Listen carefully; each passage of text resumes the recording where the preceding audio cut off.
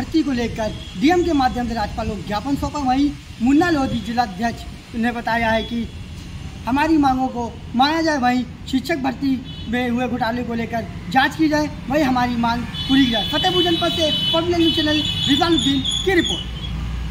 जी, आज ज्ञापन दे रहे हैं, क्या मांगे हैं आपकी?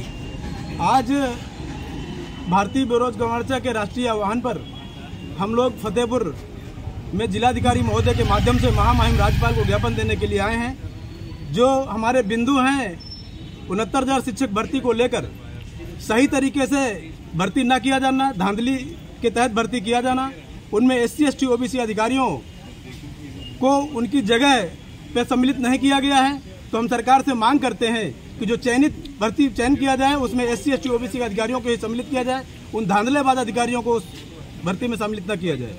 आदि बिंदुओं को लेकर आज हम नहर का यहाँ कलेक्ट्रेट परिसर में उपस्थित हुए हैं और जिलाधिकारी महोदय के माध्यम से महामहिम राज्यपाल जी को ज्ञापन देने का काम किया है। क्या नाम? मैं मुन्ना लोधी, जिलाध्यक्ष राष्ट्रीय पिछड़ा वर्ग मोर्चा फतेहपुर।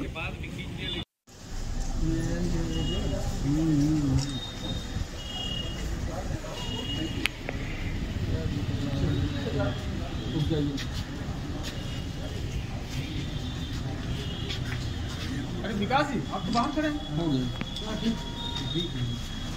ढाल तो लियो, कितना डलियो।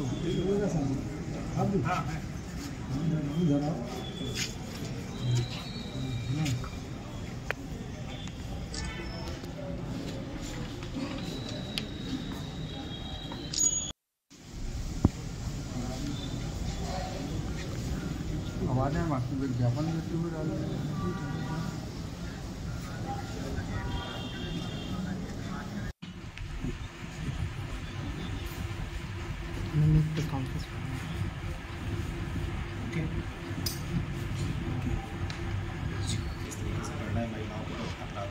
किस तरीके से किस लगाया जाता है, महिलाओं को लेकर क्या थाने भी थाने पे क्या इस तरह से अपराध बढ़े हैं क्योंकि 2 साल आयोग अपने कार्य में नहीं रहा पूरी तरीके से। एक तो ये वजह है, और क्योंकि इस समय आयोग पूरी तरह से गठित हो चुका है और सारे मेंबर्स ने अपना चार्ज संभाल लिया है, तो मुझे विश्वास है कि जो इस बार टीम गठित हुई है तो सभी एक्टिव मेंबर्स हैं उसमें और कहीं लॉ की जानकार हैं या एजुकेटेड हैं।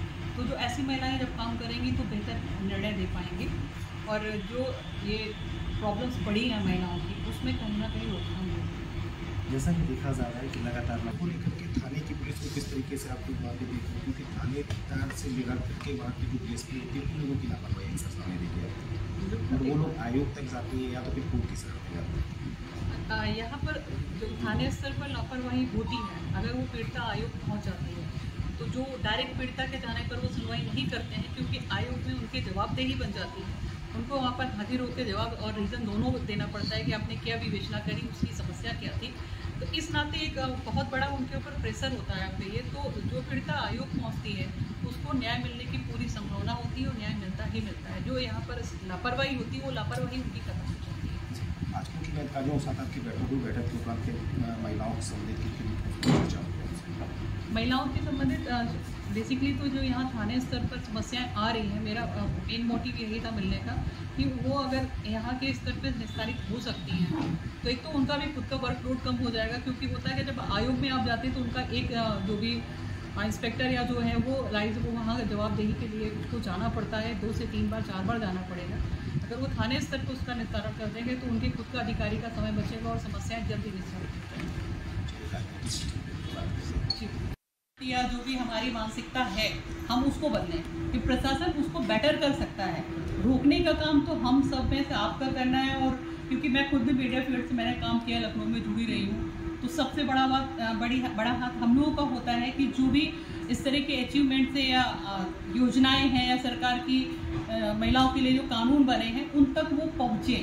वो जो मीडिया है वो बहुत बड़ा माध्यम है और आजकल स्पेशली आपका सोशल मीडिया ऐसा माध्यम है क्योंकि सभी चीज़ें उन तक आसानी से पहुंच सकती हैं। तो टाइम बदलने का है कि जो पुरुष है सामने वाला उसका नज़रिया बदला हुआ है, उसकी चलन में दिक्कत है और उसके देखने में दिक्कत है। लेकिन अगर एक मोटा आइडिया देखा जाए तो एक चलन ये भी आ गया है कि लोग और स्वयं महिलाएं दुष्कर्म जैसे गंभीर विषय पर जिसमें महिला की आबरू को लेकर भी देखा जाता है, बिल्कुल अगर छोटा से भी झगड़ा हुआ तो वो जाकर के खड़ी हो जाती है कि सामने वाले को उसको फंसाना है। इसको लेकर कोई अवेयरनेस नहीं है।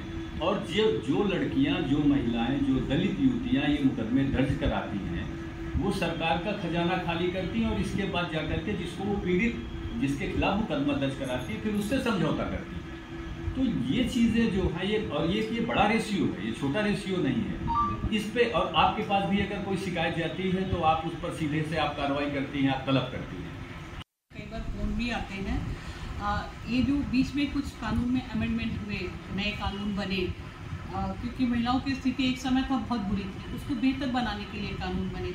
लेकिन वर्तमान स्थिति में क्या है, आपने कहा ना कि महिलाएं अपने जो उनको अधिकार मिले हैं उनका सदुपयोग की जगह कहीं ना कहीं वो दुरुपयोग कर रही हैं। तो कुछ परसेंटेज ऐसा है, लेकिन जैसे मैं अपना आयोग का जो आयोग में हम लोग हैंडल करते हैं, तो जब एप्लीकेशन आती है या वो वहाँ पे पीड़िता खुद आती है, तो एक एप्लीकेशन के बाद ये आइडिया लग जाता है कि ये किसी को फंसाने का प्रयास कर रही है या वास्तव में ये पीड़ित है। तो आयोग से मैं नहीं कहूँगी 100% होता है, लेकिन प्रयास ये होता है कि अगर गलत एप्लीकेशन आई है तो हम उसको वहाँ से खारिज कर देते हैं। क्या यही कारण है कि जो आयोग के लोग आते हैं, जो भी माननीय सदस्य आते हैं, उनके सामने अब तक का जो डाटा देखा जाता है, जितना मेरे जहन में आ रहा है, 5 शिकायत, 6 शिकायत, 7 शिकायत, और इससे ज़्यादा कहीं एक डाटा थाने में हर दिन पहुँचने वाली शिकायत का महिला लेकर के पहुँच रही है। लेकिन आप अगर उसको न्याय देने के लिए यहाँ बैठी हुई है तो आपके पास वो नहीं आ रहा। क्या इसको ये कारण माना जाए? नहीं, ये कारण नहीं है। जो मेरा पिछले 2 साल का अनुभव मैं बताऊँ, क्योंकि मैं व्यक्तिगत 2 से 3 दिन पहले सूचना अधिकारी यहाँ के भी आई थिंक बैठे हुए हैं, मैं अपने जनपद में भी 2 बार पेपर में स्पेशली ये इन्फॉर्मेशन देती थी कि माननीय सदस्य आने वाली है, और हर जनपद में होता था जहाँ भी जाने वाली है।